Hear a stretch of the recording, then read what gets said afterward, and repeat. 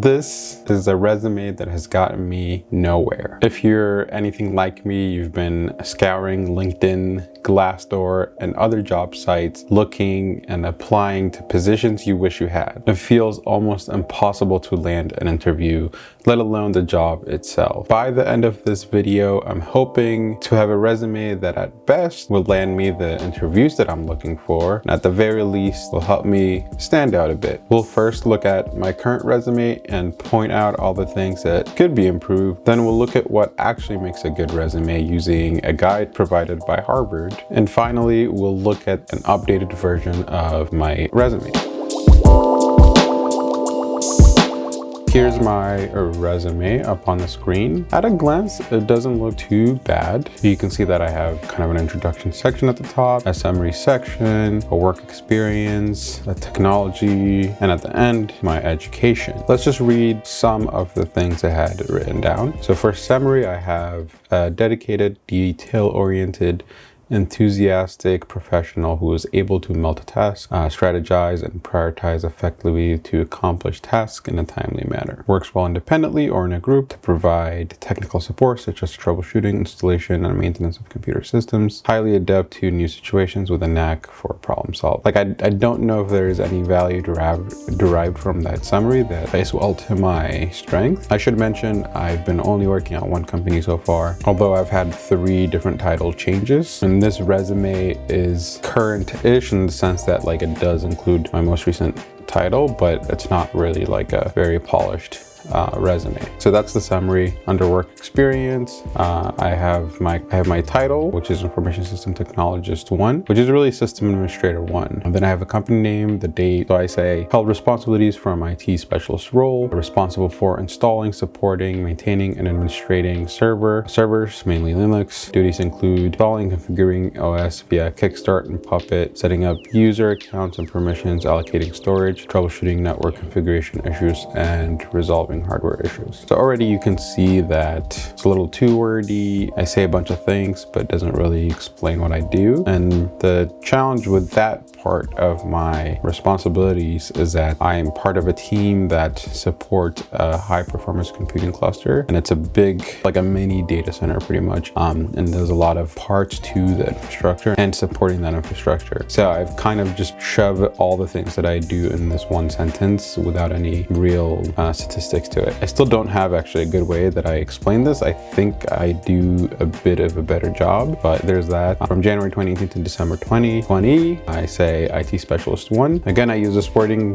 where I say maintained responsibilities held under tech student intern. That's because I worked throughout the same team. The team kind of transformed eventually. On the same team used to be desktop support and supporting this high performance computing cluster. So part of my tech student internship was mostly desktop support and a little bit of like sysadmin work, you could say. And IT Specialist 1 was half and half. And then Infosys Technologist 1 was system administrator. So I wanted to convey that a lot of the responsibilities that I've had as an intern, then at an IT Specialist 1, I kept. I don't think it's necessary. And we'll get to that later. But yeah, under that, I have executed department-wide Active Directory domain migration, key player in development of new hire processes on Jira, and perform a disaster recovery of master backup server. On the right side, I have the skills and technologies, you could say. I call it technology, and then I list some hardware that I've used, some operating systems that I've used, some of the software that I use, some monitoring tools that I use. And then lastly, I have my education.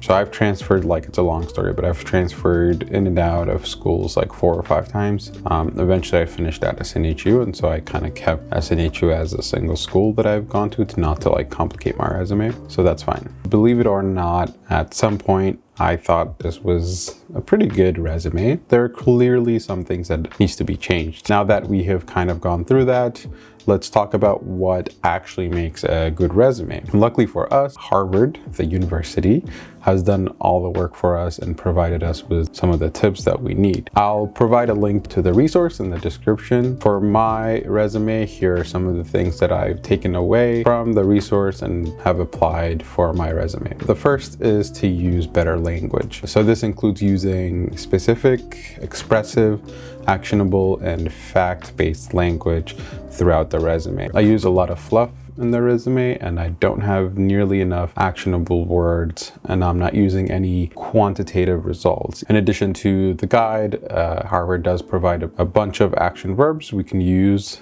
so that we're using active language rather than passive. You could also just Google action words to use in resume and you'll find a bunch of stuff. With all that being said, here is my edited version of my up-to-date resume. So why is this resume so much better than my old resume? Well, the first thing you notice is the formatting. I've consolidated my personal information, giving me the real estate that I need and making it a lot more uniform. You can see I've kept kind of the similar informations, but you can definitely see that it's compact. Another thing that you'll see that is really obvious is numbers. I've tried to add numbers where I can to show the impact of the work that I'm doing. And even where I can't quantify things, I've added the kind of impact my work has had. I also use a lot more action verbs, and overall, it's a lot more data-driven resume that's easier to read.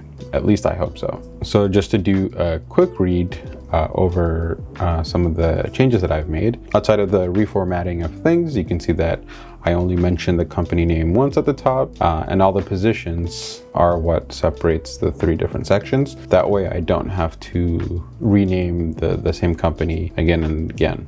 You also notice that I changed the title of my current position to System Administrator. That's because that is what it is. It's just that within my company, they just use a different title that could be misleading. And then the first line you notice is that I say administer an HPC cluster, SGE, consisting of 600 Linux servers, 500 terabytes of NAS storage, and 500 plus users.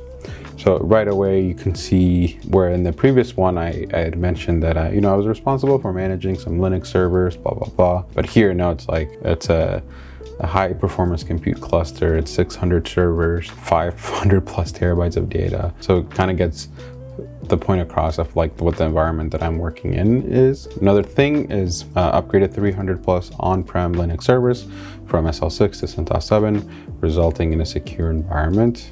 So again, here I gave a number of how many like servers that I had upgraded and what the result of that is. But yeah, so this usage of like numbers and trying to add the impact is consistent throughout the rest of the resume. Outside of that, I got rid of the technology section and instead moved a skills and interest section at the bottom. Also at the top, I forgot to mention this, but I have links to my LinkedIn, GitHub, and YouTube. And yeah, I think this is 100 times better resume than the old one. I know it could still use a lot more work. So, that's the point of resume, is to always reiterate and to make it better and to adjust for the roles you're applying. I hope this added some value for you and your resume as well as your job search. Leave questions in the comments below if you have any. I'll try to answer them to the best of my abilities.